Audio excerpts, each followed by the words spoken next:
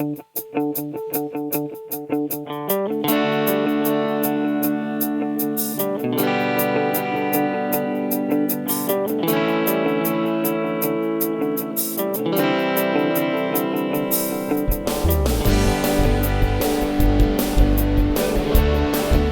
une entreprise, une démarche d'éco-conception, ça va lui permettre de se démarquer par rapport à la concurrence, ça va lui permettre d'optimiser ses process, donc réduire éventuellement ses coûts matières, ses coûts eau.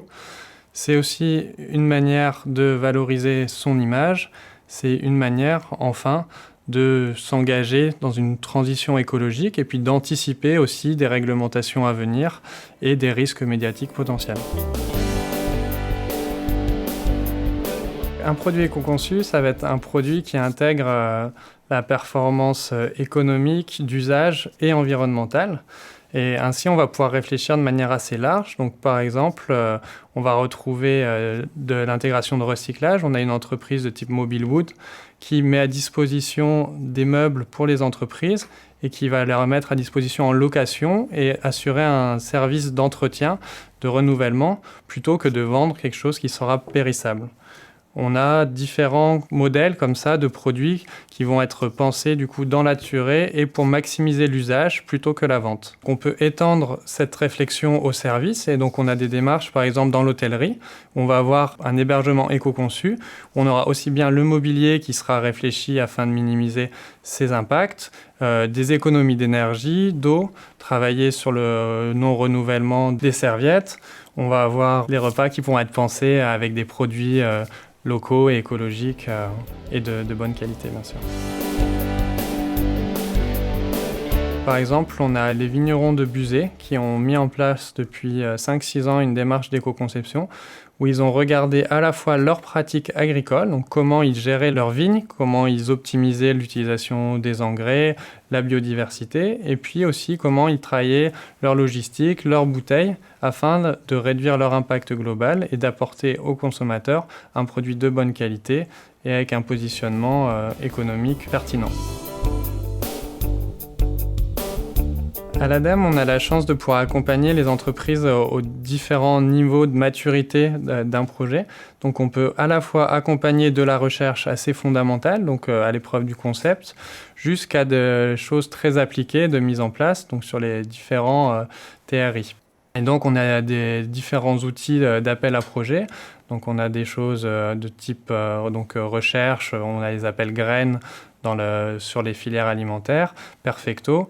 Et puis, on peut avoir aussi les dispositifs via les investissements d'avenir ou ce genre de projet où on est sur de l'accompagnement, l'investissement dans des logiques d'éco-conception et de performance globale.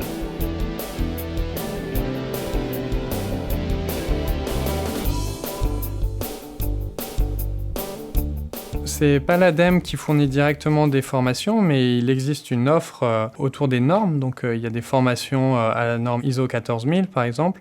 Et il y a des bureaux d'études ou des structures relais du type du pôle éco-conception Saint-Étienne qui accompagnent et forment les responsables produits ou marketing sur ces sujets d'éco-conception. Il y a un panel très large d'outils, en fait, donc avec des outils à la fois généralistes, donc certains qui ont pu être développés par l'ADEME du type bilan produit. Il y a des référentiels aussi, donc autour de l'affichage environnemental, notamment, qui ont été produits pour certaines catégories de produits. Et puis, il y a tout un lot autour des bases de données, donc, qui permettent d'avoir des références un peu moyennes pour faire les analyses de performance. Donc, on peut parler de la base Impact, de la base Agribalise ou EcoInvent. Donc, il y a tout un jeu d'outils à la disposition des entreprises. Après, il y a aussi des outils plus sectoriels, de type Green IT, par exemple, pour optimiser un site web, ou on peut parler de l'outil BI pour les emballages. Il existe de nombreux réseaux en fait autour de l'éco-conception. Donc on a des réseaux plus recherche avec des chaires industrielles par exemple de type ELSA ou la chaire recyclage et économie circulaire. On a des réseaux du type EcoSD, le Score LCR, donc en France, qui sont des réseaux qui regroupent des entreprises, des industriels qui mettent un peu leur savoir-faire en commun pour progresser sur ces questions dans des modes pré-compétitifs. Et puis on a aussi des réseaux structurés autour d'acteurs un peu coordinateurs, du type le pôle éco-conception donc, de Saint-Étienne, le pôle avenir de Lille, qui sont des gens qui peuvent apporter de la connaissance et aussi mettre en relation les savoir-faire. Ces démarches d'éco-conception qui sont assez globales, donc il faut pouvoir associer les différents métiers de l'entreprise pour pouvoir coupler la performance technique classique et puis avec ces notions aussi environnementales, économiques. Et donc c'est vrai que c'est important d'associer aussi bien la recherche et développement que les équipes marketing, achat.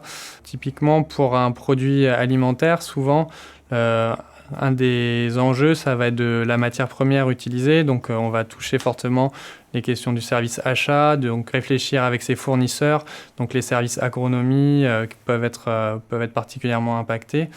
Et puis toujours le besoin de répondre au marché, de se positionner, et donc l'importance d'avoir les services marketing, vente qui soient bien impliqués, qui sachent parler aussi du projet pour le valoriser auprès des acheteurs pour gagner des nouvelles parts de marché.